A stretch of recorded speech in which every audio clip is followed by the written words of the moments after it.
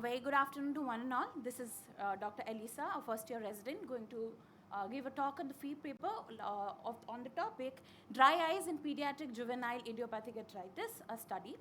I do not have any financial interest to disclose. JIA is basically a non-infective autoimmune inflammation of joints involving more than 3 on most occasions for more than 3 months, most commonly seen in 7 to 12 years of age. Ocular manifestations can be in the form of glaucoma, uveitis, iridocyclitis, and dry eye syndrome, which I am going to talk about. It could be due to the autoimmune destruction of the glands forming the tear film. Dry eyes in JIA is basically a very underreported ocular problem, as this young minds are not able to perceive the symptoms and they are not easily screened looking just for dry eyes. However, if this is left untreated, it can have a detrimental effect in their following years to come. So my aim was to study the prevalence of signs and symptoms of dry eye in pediatric population with JIA.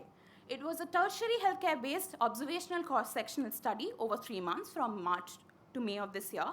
All diagnosed cases of JIA using the ILR criteria by a pediatric rheumatologist was done, and it was referred to our OPD for ophthalmic evaluation. Patients with other forms of arthritis, aged less than 6 years and more than 18 years, patients with any other ocular surface disorders or inflammatory disorders, history of ocular surgeries or trauma, and usage of medication causing the dry eye were excluded. After this criteria was set up and after informed consent was taken, 38 children with JIA were selected and as the case group, and 38 age-matched control was taken with no pre-existing ocular disorder from the same OPD. After selection, complete ophthalmologic evaluation for dry eyes were done with more emphasis on symptoms analysis, for which I used a questionnaire, that is the OSDI questionnaire, and this is the grading how it is to be done. This is the questionnaire, which includes 3 components, that is the visual related symptoms, the ocular symptoms, and the environmental triggers, which is very important in this case because it's an adolescent group, which all the environmental triggers are mostly done by them. Then comes the TBUT using the fluorescence test, where normal more than 10 seconds were taken as normal. Then was the Schirmer's test, one without the anesthesia. Then corneal staining for looking for punctate epithelial erosions. After the examinations, data were analyzed and p is equal to less than 0.05 was statistically significant.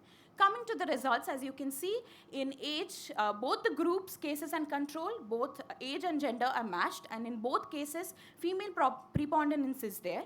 Coming to the mean scores of OSTI, that is 19.39, which and 19.39 in the case group and 9.63 in the control group, which is very statistically significant. As you can see in the case group, there are 23 people falling in the mild category, which is a very important thing to be marked here. In TBUT, again, the mean score for case were score for the in the case group were 9.8, and for the control group was 13.5, where the p-value was again less than 0.05. In the case group, the abnormal TBUT was shown by 12 people, where 4 people, that is 10% of them, showed severe dry eye. Severe dry eye, which was 10%. Schirmer's test, again, we can see in the case group, the mean score came up to 12.5 and the control group was 20.3, which is again significant. In Schirmer test, in the case group, the abnormal Schirmer's test was shown by 10 people, where 4 of them showed severe dry eye.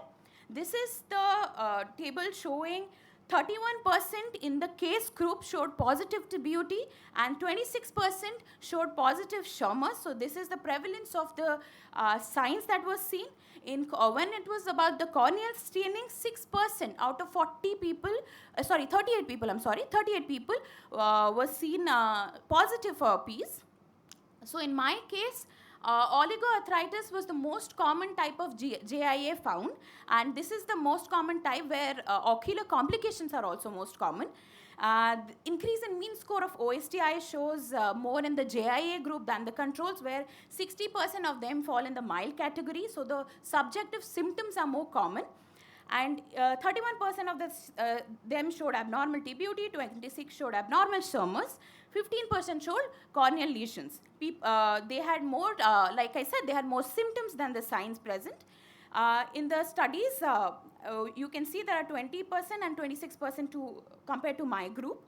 Coming to the conclusion, I would like to say that it's a very commonly underdiagnosed situation in the pediatric age group. So I would like that it's a wholesome approach of pediatricians, rheumatologists, and us ophthalmologists to try and look for it actively so that they don't land up in complication related to that. These are my limitations. Thank you.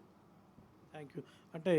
Any single most sign or symptom which is a pointer towards us to pay attention on that aspect? So while I was doing the study, most of them complained of if you talk about the symptom, it was mostly a foreign body sensation or itching, which was very subjective because they are young people and they couldn't exactly describe. Yeah. So I would, that's why I took OSTI score and I saw how it changed with the environmental triggers. Coming to science, I would like to say TBUT is more confound because one single Shermer cannot diagnose or rule out dry eye. Very nice presentation. Thank you. Did you find any case and severity of the dry eye during your study? Ma'am, that wasn't a part of my study, but on the basis of history, when I was taking and doing the history as such, all of them had active arthritis and their ANAs levels were high. Though I did not statistically represent it and include it in my study because it was just on signs and symptoms, but while taking history, yes, they had more active arthritis involved and not treated. So yes, there is a connection. Thank you. Thanks so much.